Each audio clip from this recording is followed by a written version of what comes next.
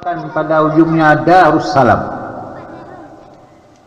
Daerah-daerah yang lain, daerah Malaysia juga ada. Selangor Darul Ihsan. Ada Darul Ihsan. Menancit Perak Darul Ridwan. Ada Darul Khusus. Ada darun-darun yang lain. Ada Darul Iman. Ada. Tapi Aceh Darussalam. Di Aceh negeri Darussalam sendiri, orang Aceh galak jatuh ajaran-ajaran yang dibawa oleh non-muslim. Maka dalam halnya kaum muslimin yang dirahmati Allah sekalian, kenapa demikian terjadi? Sebagaimana sabda Rasulullah sallallahu alaihi wasallam, apabila sudah berkiblat umatku kepada dananir dan darahim, kepada dinar dan dirham, kepada duit, maka tunggulah agama itu akan hancur dan bergalak oleh Allah Ta'ala dalam hati katanya kepada yang bukan Islam.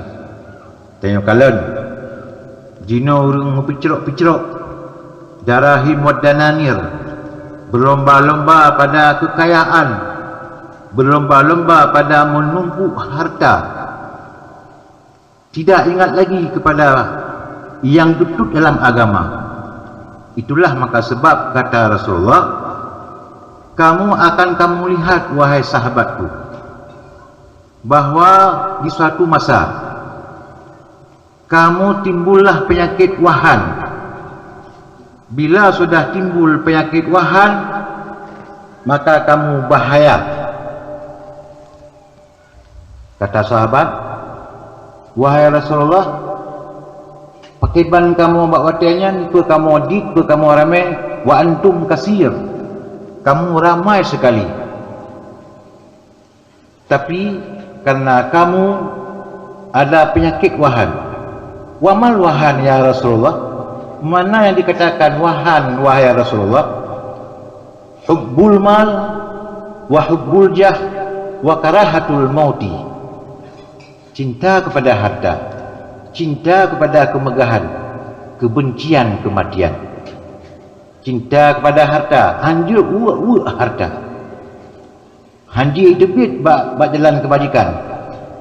30 rupiah tersumbang, 30 ribu tersumbang. Baik pun pada maulid Nabi, tajuk sedekah kerana yatim, tajuk sedekah kepada para ulama, tajuk sedekah bak tempat-tempat pengajian, betul masjid, mutun-tun diingat dah. Mutun-tun diingat. Yang masjidnya nak cilung sembang padum 30 ribu. Itu pertama menampak pelemah-pelemah di atas kebajikan yang kali nak. Menampak itu namanya murai, artinya riya. Orang riya ke Nabi, orang yang pelemah-pelemah amalan bagus, lam yarih raihatal jannah, tidak akan mencium bau syurga. Nyan. Tapi kadang-kadang nak orang yang merasa bangga, kan pengra apa tu? Peng rakyat. Gebangga habis. Nyan kan lunjuk. Menasahnya kan lun bantu. Masjidnya kan lun bantu. Padahal sudah ada anggaran itu untuk masjid. Kagah dia apa yang gak nyanjuk? Kan gak nyanjuk.